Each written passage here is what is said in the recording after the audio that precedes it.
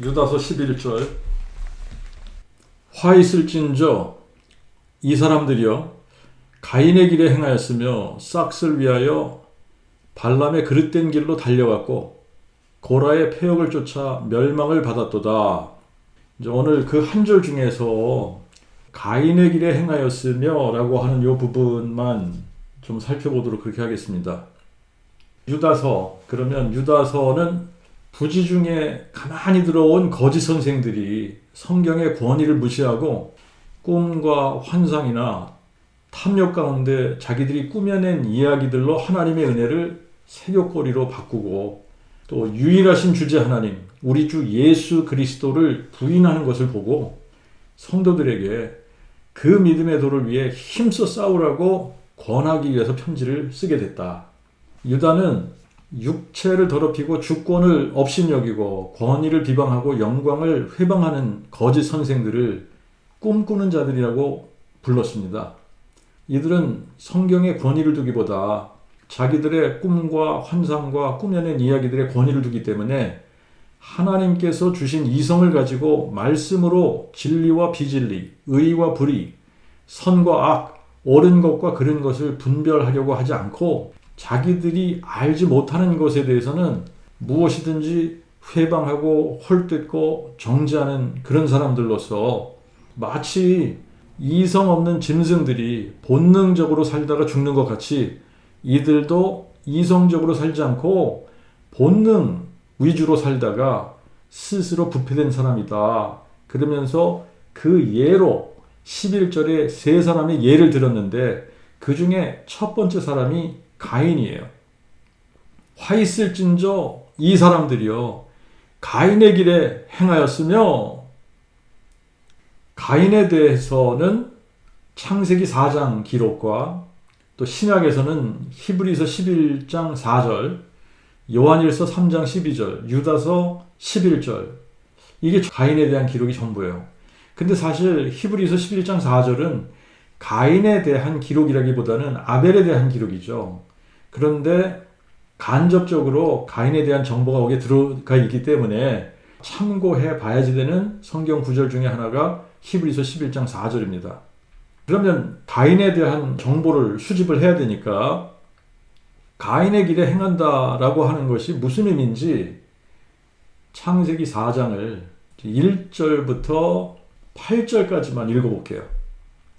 아담이 그의 아내 하와를 알았더니 하와가 잉태하여 가인을 낳고 말하되 내가 여호와로 말미암아 아들을 낳았도다 하니라. 저가 또 가인의 아우 아벨을 낳았는데 아벨은 양치는 자였고 가인은 농사하는 자였더라. 세월이 지난 후에 가인은 땅의 소산으로 제물을 삼아 여호와께 드렸고 아벨 자신도 양의 첫 새끼와 그 기름으로 드렸더니 여호와께서 아벨과 그의 제물은 받으셨으나 가인과 그의 제물은 받지 아니하신지라. 가인이 몹시 불쾌해하여 안색이 변하니 여호와께서 가인에게 이르시되 내가 불쾌하면 어찌미며 안색이 변하면 어찌미냐. 내가 선을 행하면 받아들여지지 않겠느냐. 내가 선을 행치 아니하므로 죄가 문에 머무르니라. 내게 죄의 욕망이 있으니 너는 죄를 다스릴지니라 하시니라. 그 후에 그들이 들에 있을 때에 가인이 그의 아우 아벨에게 말하다가 가인이 일어나 그의 아우 아벨을 쳐 죽이니라.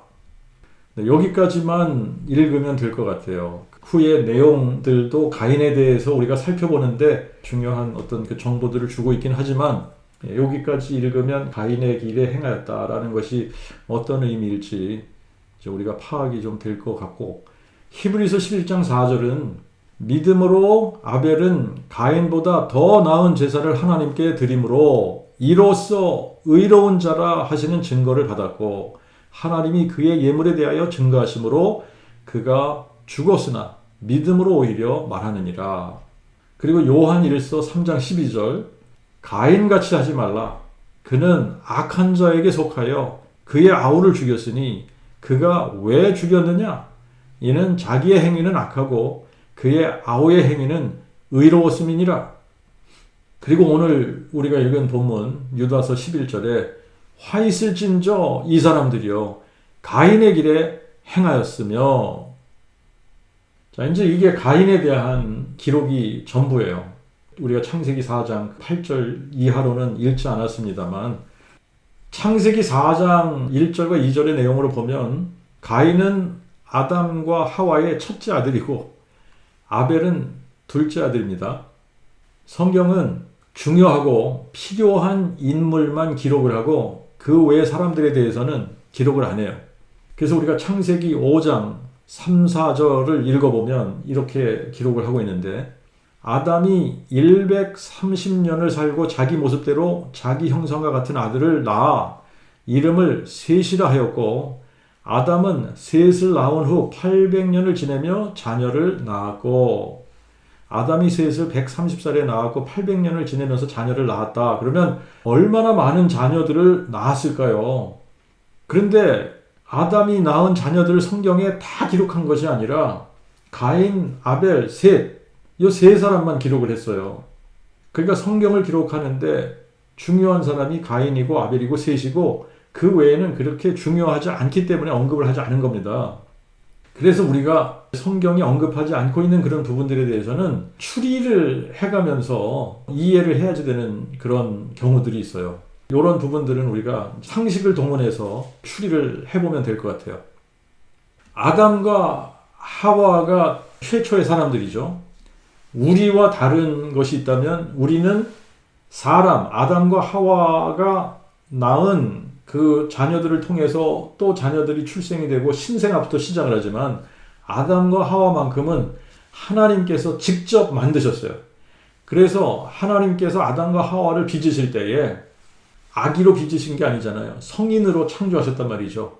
그러니까 아담과 하와는 유아기도 없었고 유년기도 없었어요. 그런데 창조된 그때가 한 살인 거예요. 근데 가인을 몇 살에 낳았는지 기록이 없습니다. 에덴에서 쫓겨난 후 얼마 지나서 가인을 낳았는지, 얼마 지나서 또 아벨을 낳았는지 기록이 없어요. 그래서 가인과 아벨의 나이 차이가 몇 년이 되는지도 모릅니다. 셋을 낳았을 때의 아담의 나이는 130세라고 기록을 하고 있는데 아벨을 낳았을 때의 나이는 몇 살인지 기록이 없고, 또 70인 역을 제가 보니까 아담이 셋을 낳은 때가 130세가 아니라 230세이고 700년을 지내며 자녀를 낳았다, 이렇게 기록을 하고 있습니다. 그렇다면 아벨과 셋 사이에는 최소한 몇 명의 자녀들이 더 있어야 되는 거예요. 모르긴 해도 많은 자녀들이 있을 수도 있는 겁니다. 그런데 성경 이야기를 전개해 나가는데 그리 중요한 인물들이 아니기 때문에 기록하지 않은 거예요. 그리고 2절을 보니까 가인과 아벨의 직업이 나오는데 아벨은 양치는 자였고 가인은 농사하는 자였다, 이렇게 나옵니다. 사람이 사는데 가장 필수적인 요소가 의식주죠. 의식주인데 여기서 가장 중요한 거 하나만 뽑으라 그러면 당연히 음식입니다. 그리고 창세기 3장 17절부터 19절에 보면 너의 먹을 것은 밭의 채소인즉 밭에서 나는 식물로 우리의 음식을 제한을 해주셨습니다. 그리고 23절에 가면은 아담에게 토지를 갈게 하셨거든요. 이 17절부터 제가 필요한 부분들을 조금 읽어볼게요. 아담에게 이르시되 내가 내 아내의 말을 듣고 내가 너에게 먹지 말라 명한 나무 실과를 먹었은즉 땅은 너로 인하여 저주를 받고 너는 종신토록 수고하여야 그 소산을 먹으리라. 또한 땅이 내게 가시덤불과 엉겅퀴를 내리니 너의 먹을 것은 밭의 채소인즉 내가 얼굴에 땀이 흘려야 식물을 먹고 필경은 흙으로 돌아가리니 이는 그 속에서 내가 취함을 입었음이라. 너는 흙이니 흙으로 돌아갈지니라. 그리고 23절에 보면 여호와 하나님이 에덴 동산에서 그 사람을 내어 보내어 그가 취함을 입은 토지를 갈게 하시니라. 토지를 갈았다 그러면 아담도 농사하는 자였다라는 거죠. 그러면 가인은 아버지를 따라 농사하는 자가 되었는데 아벨은 왜 양치는 자가 되었을까요? 홍수 이전에 하나님께서 사람들에게 너희가 먹을 수 있는 거는 이거야 라고 정해주신 것이 밭의 채소란 말이에요. 그래서 육식은 허용이 되지 않는다 라고 우리가 알고는 있습니다. 홍수 이후에 가서야 창세기 9장 3절에 가면 무릇 살아서 움직이는 것은 다 너희의 식물이 될지라 채소같이 내가 이것들을 다 너희에게 주노라 그러면서 육식도 허락을 하셨기 때문에 자, 요 두 구절만 가지고 우리가 추측을 해보면 홍수 전에는 사람들이 채식을 했다 이렇게 생각을 할 수 있고 그런데 하나님께서 그렇게 정해 주셨지만 인간의 죄성을 생각을 해보면 선악과 열매도 먹지 말라 그러셨는데 먹었으니까 육식을 허락하지 않으셨어도 사람들이 육식을 하지 않았을까? 육식을 허락하지 않았는데도 육식을 하면서 피채 먹고 뭐 이런 일들이 있으니까 육식을 허락하시면서 피채 먹지 말라고 하신 것은 아닐까? 이거는 그냥 추측에 불과한 거예요.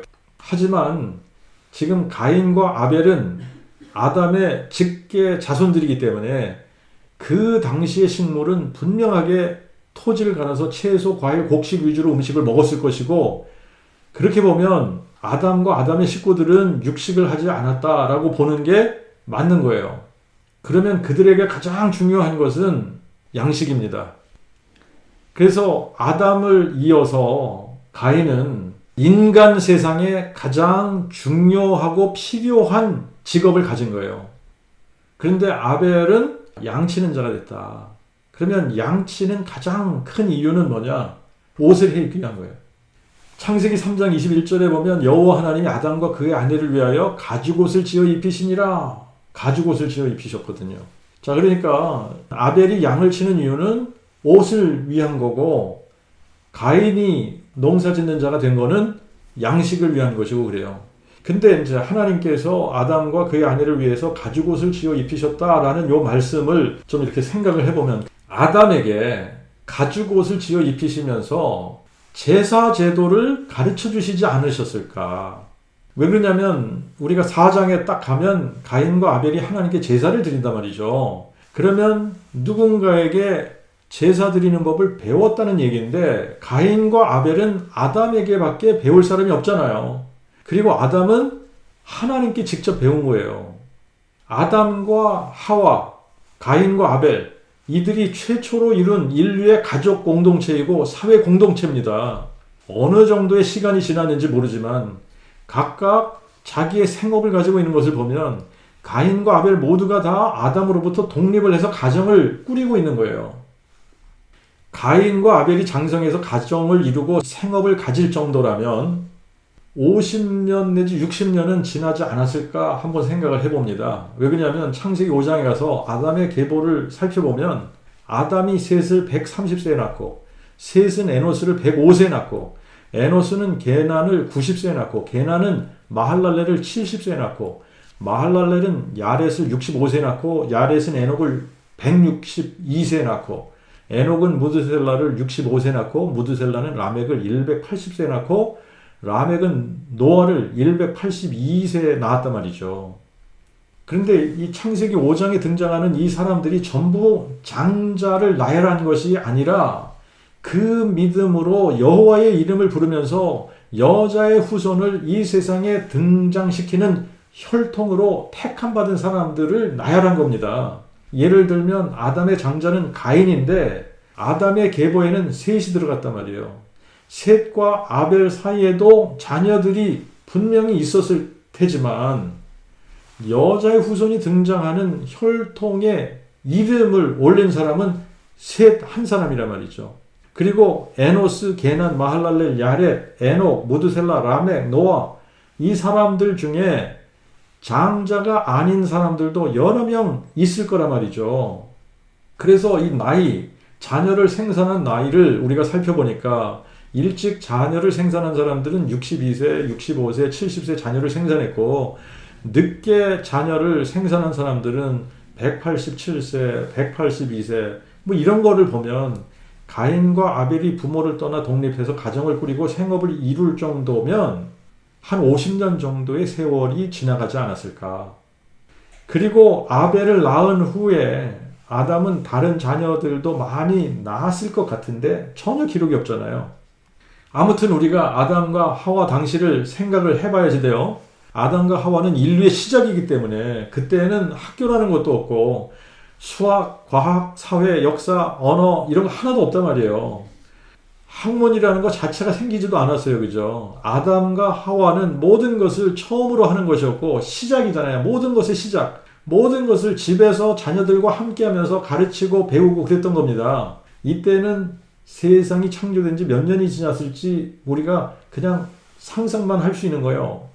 50년 혹은 100년 그 정도 지나지 않았을까? 그런데 만약에 이때에 성경이 주어졌더라면 성경의 내용은 창세기 1장에서 3장까지만 있는 거예요. 그러면 아담이 가인과 아벨에게 그동안 있었던 이야기들을 해줄 거 아닙니까? 여호와 하나님에 대한 이야기도 해줄 거고. 그러면 여호와 하나님이 흙으로 각종 들짐승과 각종 새들을 지어가지고 아담에게 이끌어 오셨단 말이죠. 그러면 아담이 각 생물에게 이름을 지어줬거든요. 이제 자기가 그렇게 한 이야기들을 해줄 거고, 또 에덴 동산이 얼마나 아름다운 동산이었는지 이런 이야기 해줄 거 아닙니까?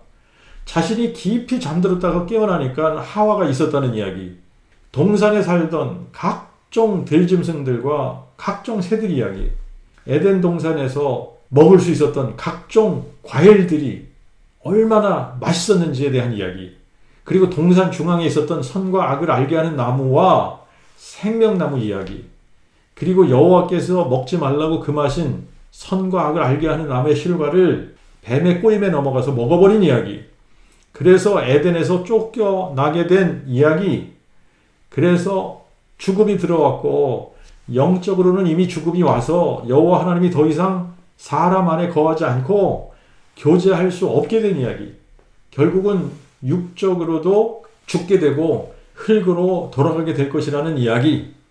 하지만 여호와 하나님께서 여자의 후손으로 나타나셔서 뱀의 머리를 상하게 하실 것이라고 약속해 주셨다는 이야기. 그 일이 이루어지게 되면 사망이 패해지고 그 복음을 마음에 믿은 사람들은 영원히 하나님과 함께 살게 될 것이라는 이야기. 그러니까 이 당시에 그 복음은 여자의 후손이 뱀의 머리를 상하게 할 것이다 라는 약속이에요.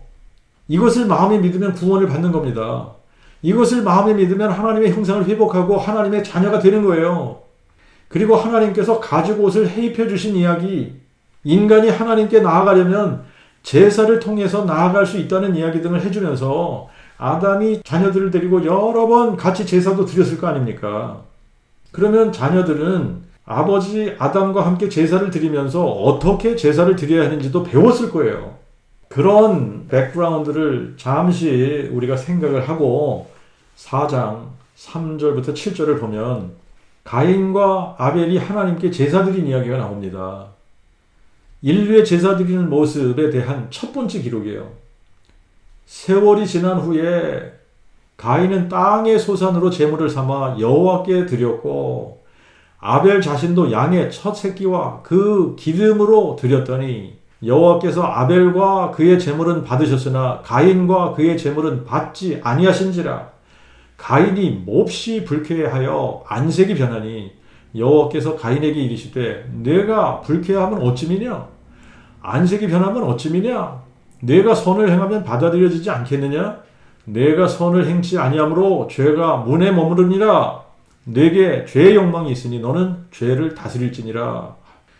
여기서 세월이 지난 후에 바이히 미케치 야밈이라는 이 말은 날들의 끝이라는 말인데 안식일을 의미할 수도 있고 연말을 의미할 수도 있고 어떤 특정한 시간이 지난 후를 의미할 수도 있는 말인데 얼마의 시간이 지났는지는 모르지만 가인의 경우 농사한 것을 제물로 드렸기 때문에 농사한 것을 수확한 것이 있어야 제물로 드릴 수 있는 거니까 농사 지은 것을 수확할 때를 의미할 수도 있는 말이에요.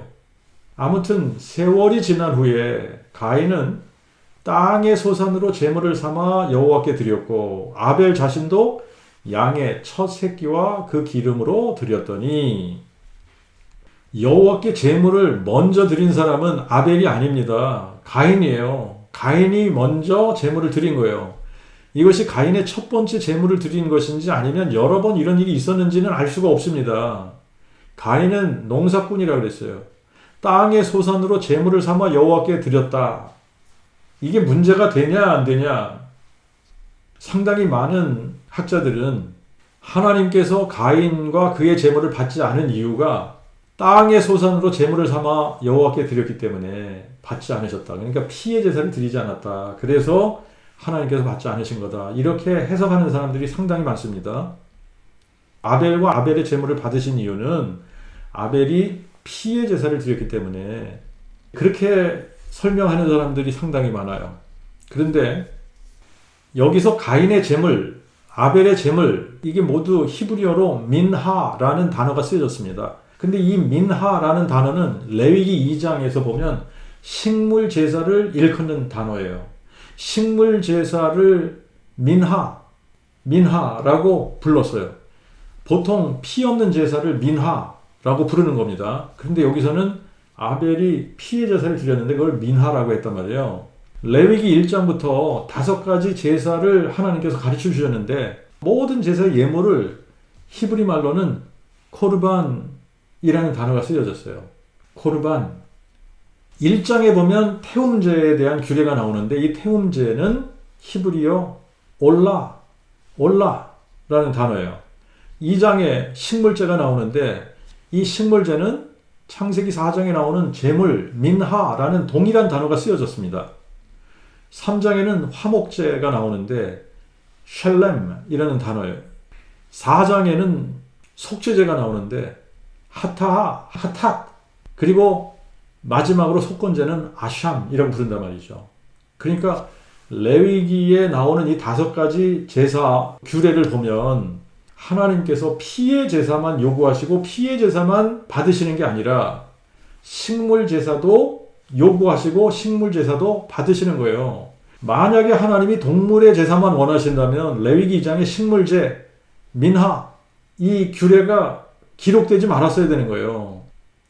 그러나 하나님은 식물 제사도 받으시기 때문에 민하, 피 없는 제사도 하나님께서 정해주신 겁니다. 그럼 우리가 레위기 2장 한번 가서 이 식물제에 관한 규례를 제가 읽어볼게요.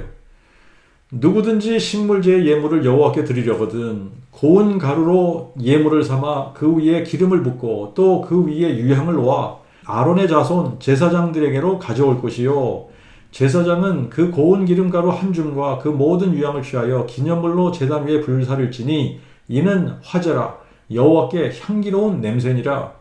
그 식물 제물에 남은 것은 아론과 그 자손들에게 돌릴지니 그는 여호와의 화제 중에 지극히 거룩한 것이니라. 내가 화덕에 구운 것으로 식물제의 예물을 드리려거든 고운 가루에 기름을 섞어 만든 누룩 없는 과자나 기름을 발라 누룩 없이 부친 떡을 드릴 것이요 철판에 부친 것으로 식물제 예물을 드리려거든 고운 가루에 누룩을 넣지 말고 기름을 섞어 조각으로 나누고 그 위에 기름을 부을지니 이는 식물제니라. 내가 만일 튀김판에 튀긴 것으로 식물제를 드리려거든 고운 가루와 기름을 섞어 만들지니라. 너는 이것들로 만든 식물 제물을 여호와께로 가져다가 제사장에게 줄 것이요 제사장은 그것을 제단으로 가져다가 그 식물 제물 중에서 기념할 것을 취하여 제단 위에 불사를 지니 이는 화제라 여호와께 향기로운 냄새니라. 이 식물제에 남은 것은 아론과 그 자손에게 돌릴지니 이는 여호와의 화제 중에 지극히 거룩한 것이니라. 너희가 여호와께 드리는 식물 제물에 모두 누룩을 넣지 말지니 너희가 누룩이나 꿀을 여호와께 화제로 드리어 사르지 못할지니라.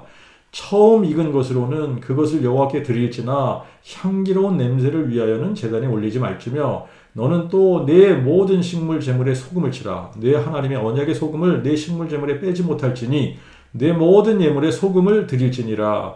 내가 첫 이삭의 식물제를 여호와께 드리려거든 잘 익은 첫 이삭을 볶아 찌은 것으로 너의 식물제를 삼되 그 위에 기름을 붓고 그 위에 유향을 더할지니 이는 식물제니라. 제사장은 찌은 곡식 얼마와 기름의 얼마와 모든 유향을 기념물로 불사를지니 이는 여호와께 드리는 화제니라.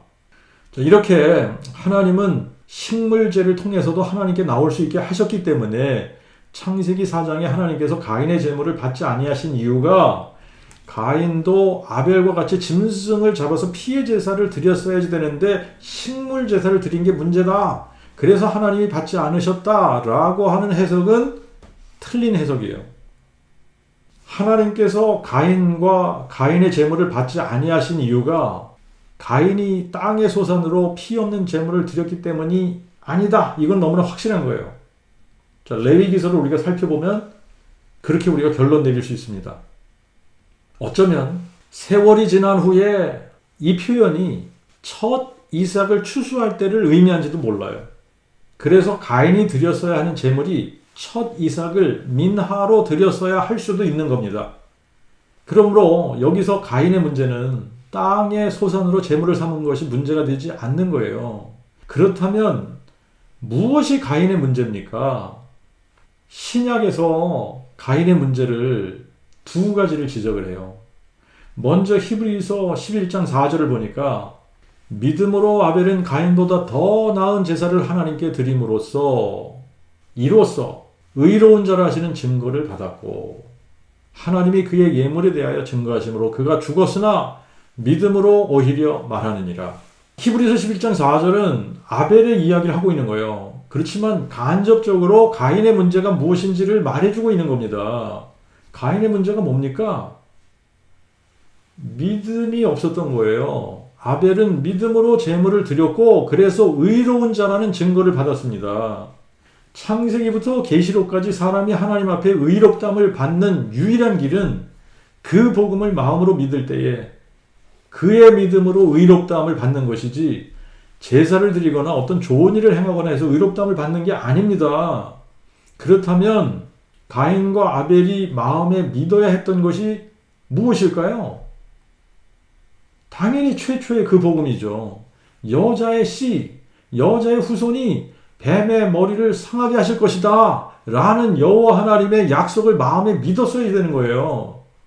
여호와께서 여자의 후손으로 뱀의 머리를 상하게 하실 것이다 라는 이 창세기 3장 15절의 약속이 아브라함 때에 가서는 아브라함의 씨로 모리아산에서 하나님의 독생자로 보이셔서 죽은 자 가운데서 부활하심으로 모든 민족에게 복을 받게 하시겠다라는 약속이 됐어요. 다윗 때에 와서는 그리스도께서 다윗의 허리의 열매 중에 나타나시어 죽은 자 가운데서 부활하심으로 마귀를 멸하시고 다윗의 보좌에 앉아 공평과 정의로 영원히 다스리실 것이다 라는 약속이 된 겁니다. 때가 찼습니다. 하나님이 동정녀 마리아의 몸에 성령으로 잉태케 하셔서 한 아들로 여자의 씨로 아브라함의 씨로 그리고 다윗의 혈통으로 오시면서 임마누엘 우리와 함께 하시는 하나님 예수 그리스도가 되신 거예요. 그래서 다윗의 혈통으로 죽은 자 가운데서 부활하신 예수 그리스도가 아담과 하와 가인과 아벨에게 말씀하신 뱀의 머리를 상하게 하실 여자의 후손이셨던 겁니다. 지금은 인류의 역사가 6,000년 이상 흐르면서 성경의 예언들이 역사 속에 어떻게 이루어졌나 이것들을 우리가 볼 수 있게 하셨거든요. 그래서 이거를 다 보고 알고 믿는 것이지만 가인과 아벨 시대에는 성경의 내용이 창세기 1장부터 3장까지가 전부입니다. 그러면 가인과 아벨이 드렸던 그 복음은 창세기 3장 15절 말씀 여자의 후손이 뱀의 머리를 상하게 할 것이다. 이 약속이에요. 이 약속을 마음에 믿으면 유일하신 참 하나님 여호와를 알게 되는 것이고 그래서 흑암의 권세에서 건짐을 받아 구원을 받고 하나님의 형상을 회복하고 하나님의 나라로 옮겨져서 하나님의 통치를 받는 하나님의 자녀가 되는 겁니다. 근데 그 복음을 마음에 믿지 않으면 어떻게 돼요? 유일하신 참 하나님을 알지 못하기 때문에 흑암의 권세 아래 계속 머물러 있는 거예요. 마귀의 통치를 벗어날 수 없는 겁니다. 죄인된 사람의 역사를 계속 이어가게 되는 거예요. 아벨은 아담이 전해준 그 복음 여호와께서 장차 여자의 후손으로 나타나 뱀의 머리를 상하게 하실 것이다 라는 이 약속을 마음에 믿어서 하나님 앞에 의롭다함을 받았고 그래서 민하를 드리기 이전에 아벨 자신을 하나님께서 의롭다 하시고 아벨 자신을 받으셨기 때문에 아벨이 드린 제물 민하 역시 하나님께서 받으신 거예요. 어느 시대든지 그 복음을 마음에 믿은 사람들의 특징이 이거예요. 어느 시대든 그 복음을 마음에 믿은 사람들은 유일하신 참 하나님을 알고 예배를 드리기 때문에 영과 진리로 예배를 드리고 마음에 감사가 넘치는 예배를 드리는 겁니다. 그래서 아벨이 제물을 드릴 때에는 땅에 소산물이 없잖아요. 자기는 양을 치는 자이기 때문에 양의 첫 새끼와 그 기름으로 민화를 삼아 드렸던 겁니다. 레위기 26장 27절에 보면 오직 육축에 처음 난 것은 여호와께 드릴 첫 새끼라. 소나 양을 막론하고 그것이 여호와의 것이니 아벨은 그 복음을 마음에 믿어서 여호와께서 유일하신 참 하나님, 하늘과 땅을 창조하신 전능자, 하늘과 땅의 소유주시오 지존자이심을 알아버렸기 때문에 자신이 기르는 양떼도 자기의 것이 아니라 여호와 하나님의 것이라는 고백으로 양의 첫 새끼와 그 기름으로 제물을 삼아 드렸던 겁니다. 레위기 27장 30절에는 땅의 10분의 1, 그 땅의 씨앗이나 나무의 과실이나 그 10분의 1은 다 여호와의 것으로 여호와께 거룩한 것이니라. 잠언 3장 9절에 내 재물과 내 모든 소산의 처음 익은 열매로 여호와를 공경하라 그랬고, 출애굽기 23장 19절에는 너는 내 토지에서 처음 익은 열매의 첫 부분을 내 하나님 여호와의 전으로 가져올지니라. 10분의 1을 여호와께 드리고 처음 익은 열매의 첫 부분을 여호와께 드린다는 것은 여호와께서 하늘과 땅의 소유주시고 지존자이심을 고백하는 행인 거예요. 하지만 가인은 아담이 전해준 그 복음, 여자의 씨가 뱀의 머리를 상하게 하실 것이라는 이 여호와의 약속을 마음에 믿지 않았기 때문에 여호와를 유일하신 참 하나님으로 알지 못했던 겁니다. 결과적으로 그는 하나님 앞에서 의롭다함을 받지 못했고 구원을 받지 못한 거죠. 하나님의 형상이 회복되지 못했고 하나님의 자녀가 되지 못했던 겁니다. 그래서 영과 진리로 예배드릴 수 없는 사람이 되었던 거고 그의 마음에는 감사도 있을 수가 없었던 거예요. 그래서 가인은 제물, 민화를 드리기 이전에 자기 자신이 드려지지 않았던 거고, 그래서 땅의 소산으로 민화를 드릴 때에도 인색하고 아까운 마음이 들어서 처음 익은 열매의 첫 부분을 드리지 못하고 또 풍성하고 기름진 것으로 드리지 못하고 남은 것 중에 일부를 가져왔던 겁니다. 그래서 가인과 그의 재물을 받지 않으신 거예요. 5절부터 8절을 보면 가인의 문제가 더 심각해집니다. 가인과 그의 재물을 받지 아니하신지라 가인이 몹시 불쾌하여 안색이 변하니 여호와께서 가인에게 이르시되 내가 불쾌함은 어찌미며 안색이 변함은 어찌미냐? 내가 선을 행하면 받아들여지지 않겠느냐? 내가 선을 행치 아니함으로 죄가 문에 머무르니라. 내게 죄의 욕망이 있으니 너는 죄를 다스릴지니라 하시니라. 그 후에 그들이 들에 있을 때에 가인이 그의 아우 아벨에게 말하다가 가인이 일어나 그의 아우 아벨을 쳐 죽이니라. 인류의 최초 살인사건, 가인이 아벨을 죽인 사건, 형이 동생을 죽인 사건, 가족 살인사건이에요. 만약에 여러분의 형제 자매나 여러분 옆에 있는 사람과 함께 예배를 드리는데 그들의 예배, 또 그들은 하나님께서 받으셨는데 여러분과 여러분 예배를 하나님께서 받지 않으셨다면 어떻게 해야지 돼요? 불쾌하고 안색이 변해야 할까요? 옆에 있는 사람에 대해서 원망하는 마음과 시기, 질투, 미움, 분노를 가져야 될까요? 아니면 이성적으로 무엇이 잘못인가 자신을 돌아보고 잘못한 것을 찾아서 부끄러워하고 회개하고 돌이켜서 마음에 믿어야 할까요? 가인은 하나님께서 아벨과 아벨의 민화는 받으셨는데 자신과 자신의 민화는 받지 않으니 하신 것에 대해서 이성적으로 자신을 돌아보고 분별하고 회개하기보다 본능적으로 반응했어요. 감정적으로 반응했습니다.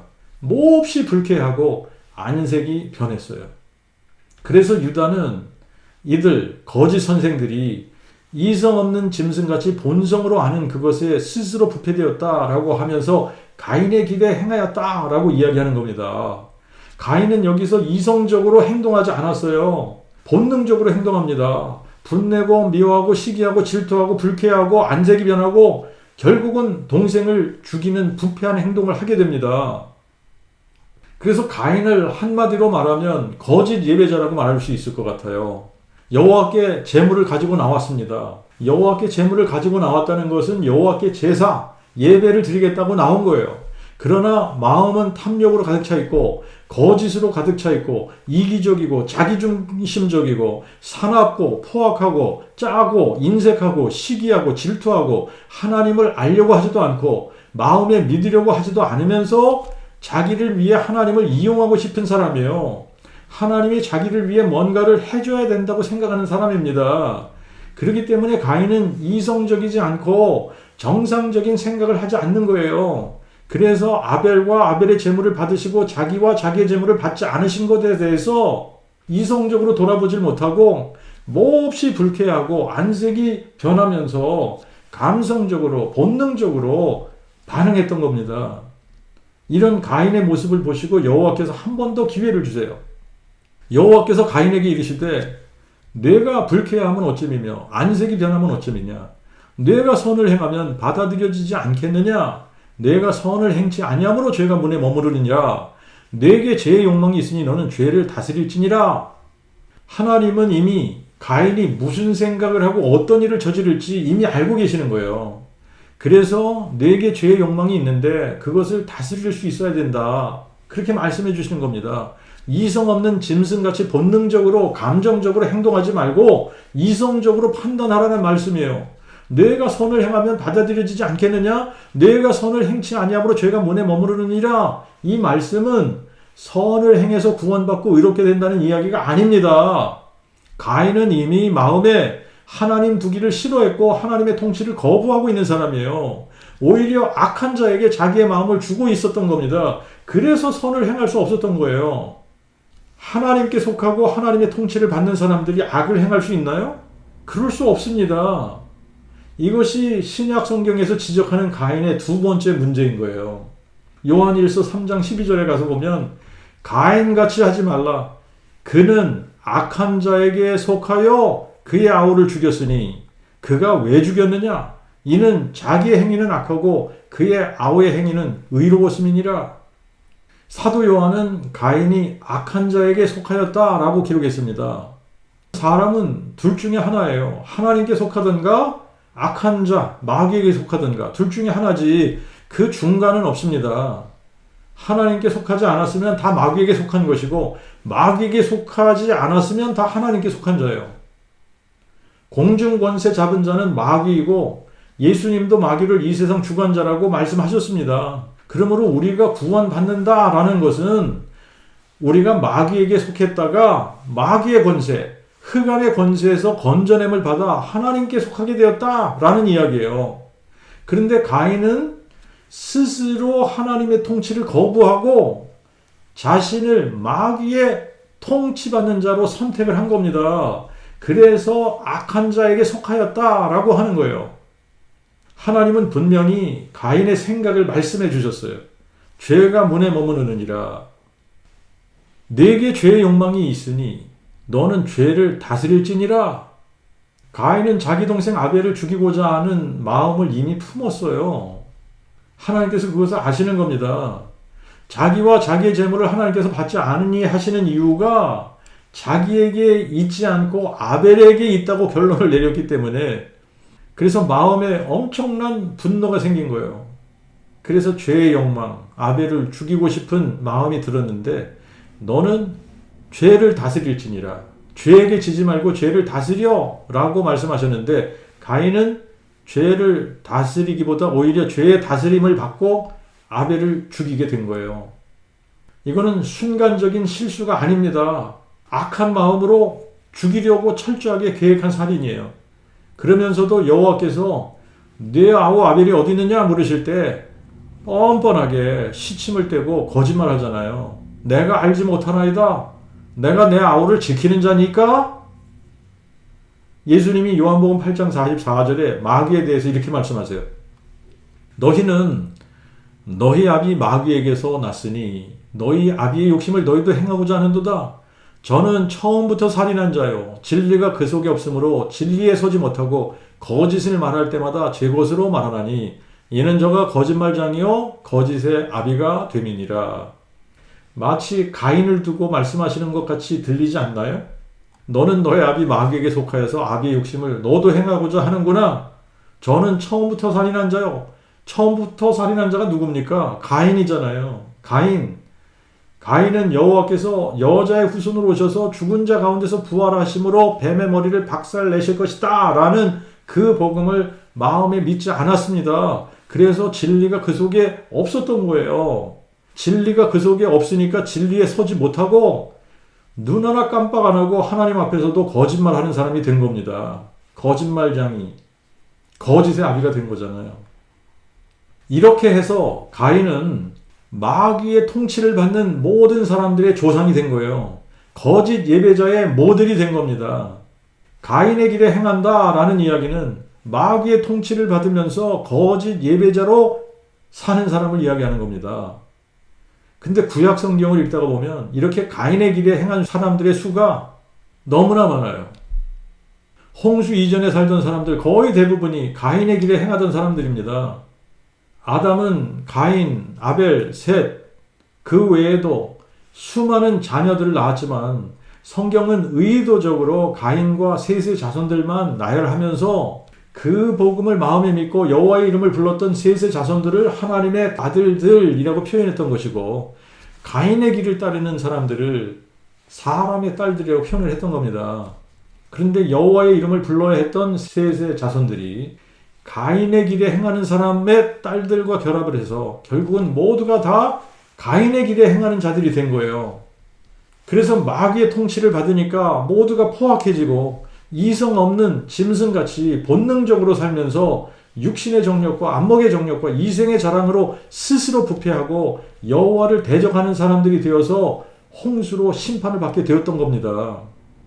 하나님께서 홍수로 세상을 심판하신 지 약 2300~400년 후에 여호와 하나님께서 친히 여자의 후손으로 오시겠다고 약속하신 그 약속대로 동정녀 마리의 몸에 나셔서 하나님의 이삭, 하나님의 독생자가 되신 거예요. 하나님의 그 아들이 되셔서 모리아 산에 보이실 여호와로 자기 자신을 자녀들을 위한 속죄 제물로 드려주시고 죽은 자 가운데서 부활하셔서 뱀의 머리를 박살내신 겁니다.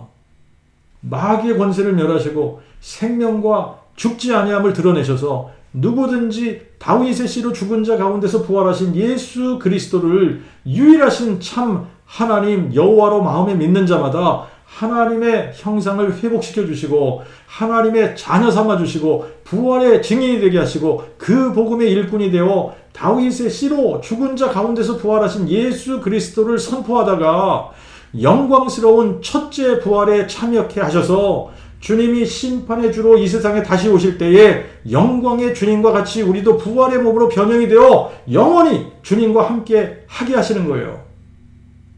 그 복음, 다윗의 씨로 죽은 자 가운데서 부활하신 예수 그리스도, 여자의 후손으로 뱀의 머리를 상하게 하신 예수 그리스도를 유일하신 참 하나님 여호와로 마음에 믿는다는 것은 신기한 일 중에 신기한 일입니다. 그 복음을 마음에 믿어본 적이 없는 사람들은 이해가 안 돼요, 이게. 그 복음을 마음에 믿으면 내가 하는 게 아니라 그분이 하신다는 것을 알게 됩니다.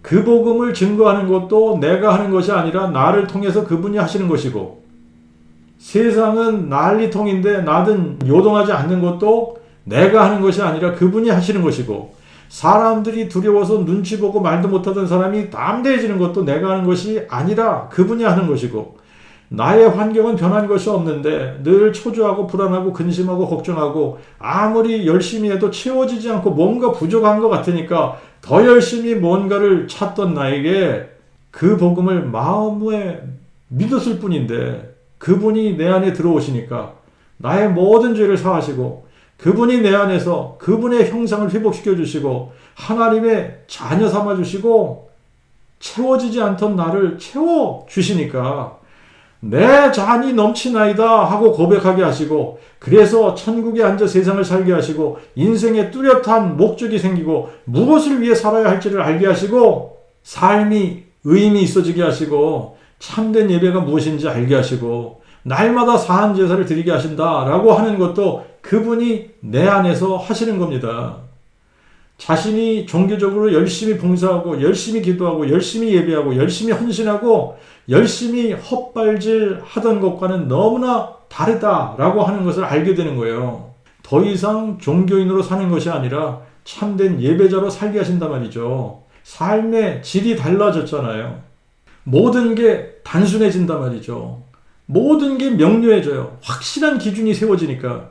그래서 참과 거짓이 분별이 되고 진리와 비진리가 분별이 되고 종교적인 열심과 종교적인 행위가 참된 그 믿음과 예배로부터 구분이 되고 살아있는 것과 죽어있는 것이 분별이 되고 다른 복음, 다른 영, 다른 예수를 분별하게 되고 다른 신을 믿는 것과 유일하신 참 하나님을 믿는 것이 확실하게 구분이 되고 분별이 되는 겁니다. 그러나 세상은 지금도 가인의 길에 행하는 자들로 가득합니다. 거짓되고 시기하고 질투하고 미워하고 분노하고 근심하고 걱정하고 불안하고 초조하고 공허하고 끝없이 경쟁하면서 인생이 무의미하기 때문에 먹고 마시고 장가들고 시집가고 사고 팔고 심고 짓고 하면서 육체의 정욕과 안목의 정욕과 이생의 자랑에 빠져 살면서도 재물을 들고 하나님을 찾아 나와 하나님을 예배하겠다고 하지만 유일하신 참 하나님이 누군지도 모르고 거기에는 마음도 없고 진정도 없고 진리도 없고 사랑함도 없고 형식만 있는 예배, 하나님이 나를 잘 되게 하셔야 되고 형통하게 하셔야 되고 부자 되게 하셔야 되고 높아지게 하셔야 된다는 미신적인 마음만 있는 거짓된 예배, 먹고 마시는 것이 우선이 되고 장가들고 시집가는 것이 우선이 되고 사고 팔고 하는 것이 우선이 되고 심고 짓고 세우고 자신의 왕국을 이루는 것이 우선이 되면서도 하나님께 복받기를 원하는 사람들, 예수님도 이렇게 말씀하셨습니다. 노아의 때와 같이 임자에 임하는 것도 역시 그러하리라. 마치 홍수전에 노아가 방주에 들어가던 날까지 사람들이 먹고 마시고 장가들고 시집가고 있으면서 홍수가 나서 저희를 다 멸하기까지 깨닫지 못하였으니 인자의 임함 역시 이와 같으리라. 하나님을 믿는다는 것은 시대마다 지역마다 사람들마다 다 다른 것이 아닙니다. 하나님을 믿는다는 것은 언제 어디서나 누구에게나 동일한 거예요. 아담과 가인과 아벨 시대에나 노아 시대에나 아브라함 시대에나 모세 시대에나 다윗 시대나 예수님 당시나 지금이나 동일합니다. 유일하신 참 하나님을 알아야 믿는 거예요. 아버지께서 보내신 자 예수 그리스도를 알아야 믿을 수 있는 겁니다. 그래서 이 영생은 유일하신 참 하나님과 아버지께서 보내신 자 예수 그리스도를 아는 것이라고 말씀하신 겁니다. 그래야 그 복음을 마음에 믿을 수 있는 거예요. 유일하신 참 하나님은 어제나 오늘이나 영원토록 변함없이 한 분 여호와십니다. 창세기에도 계시록에도 동일하신 한 분 여호와세요. 여호와가 창조주시고 여호와가 만유의 주제시고 여호와가 지존자시고 여호와가 하늘과 땅의 소유주시고 여호와가 전능자시고 여호와가 모든 것을 아시는 하나님이시고 여호와가 평화의 왕이시고 여호와가 생명의 근원이시고 여호와가 만왕의 왕이시고 여호와가 구원이시고 여호와가 반석이시고 여호와가 기묘자 모사이시고 여호와가 우리의 영존하신 아버지십니다. 그런데 영존하신 아버지께서 한 아기로 한 아들로 주신 바 되실 것이라고 처녀가 잉태해서 아들을 낳으면 그가 우리와 함께하는 임마누엘 하나님이라고 약속을 해주신 겁니다. 전능자 여호와 하나님이 영존하시는 아버지 여호와 하나님이 사람 되실 것을 약속하신 거예요. 사람 되셔서 뱀의 머리를 상하게 하실 것이라고 죽은 자 가운데서 부활하셔서 사망을 삼키고 승리하실 것이라고 마귀를 멸하시고 생명과 죽지 아니함을 드러내실 것이라고 약속해 주셨고 약속하신 대로 동정녀 탄생하셨고 약속하신 대로 죽은 자 가운데서 부활하셔서 뱀의 머리를 상하게 하시고 마귀를 멸하셨습니다. 그분이 바로 우리 주 예수 그리스도시고 예수 그리스도가 유일하신 참 하나님 여호와이신 겁니다. 그러므로 우리가 하나님을 믿는다는 것은 여자의 후손이 뱀의 머리를 상하게 할 것이라는 여호와의 약속을 마음에 믿는 거예요. 아브라함의 씨로 오셔서 모리아 산에서 하나님의 이삭으로 하나님의 독생자로 보이실 여호와께서 번제로 드려주시고 죽은 자 가운데서 부활하셔서 만민에게 복이 되실 것을 마음에 믿는 겁니다. 다윗의 씨로 죽은 자 가운데서 부활하셔서 다윗의 보좌에 영원히 앉으실 것을 마음에 믿는 거예요. 다윗의 혈통으로 죽은 자 가운데서 부활하신 예수 그리스도를 다윗의 뿌리와 자손으로 믿는 겁니다. 자녀들이 죽음을 무서워해서 평생 매여 마귀의 종노릇 하기 때문에 마귀에게 속아 유일하신 참 하나님을 알 수도 없기 때문에 하나님 자신이 동정녀의 몸을 통해 이 세상에 사람으로 오셔서 창조주 하나님 여호와께서 하늘과 땅의 소유주시며 지존자이신 여호와께서 영존하신 아버지신 여호와께서 하나님의 그 아들이 되시고 다윗의 자손이 되시고 인자가 되신 그 복음의 신비를 죽은 자 가운데서 부활하셔서 예수께서 그리스도이심을, 예수께서 여호와 하나님이심을, 예수께서 다윗의 뿌리요 자손이심을 증명해 주신 겁니다. 구약 시대에는 여호와께서 여자의 후손으로 오셔서 뱀의 머리를 상하게 하실 것을 미리 보고 마음에 믿었던 것이고, 지금은 다윗의 씨로 죽은 자 가운데서 부활하신 예수 그리스도를 여호와께서 사람 되신 분으로 마음에 믿는 거예요. 거짓 선지자들, 거짓 목사들, 거짓 선생들은 가인의 길에 행하는 자들입니다. 그들은 하나님께 속한 자들이 아니고 악한 자에게 속한 자들이에요. 하나님의 통치를 받는 자들이 아니라 마귀의 통치를 받는 자들입니다. 그래서 그 복음 믿기를 거부하는 거예요. 그리고 교묘하게 거짓된 교리를 가르칩니다. 그래서 유일하신 참 하나님 예수 그리스도를 부인하게 만드는 거예요. 그리스도의 그 복음, 하나님의 그 복음은 마음에 믿는 모든 자에게 구원을 주시는 하나님의 능력입니다. 세상은 자기의 지혜로 하나님을 알지 못하기 때문에 하나님은 그 복음 선포에 미련한 것을 통하여 마음에 믿는 자들을 구원하시기를 기뻐하신다 그랬어요.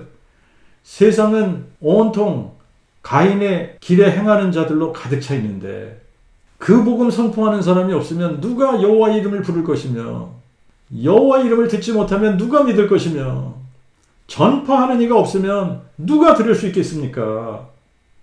그 복음이 모든 민족에게 증거되기 위해서 온 세상에 전파되어져야 끝이 올 것이며, 이방인의 충만한 수가 채워져야 구원자가 시온에서 나오시게 될 겁니다.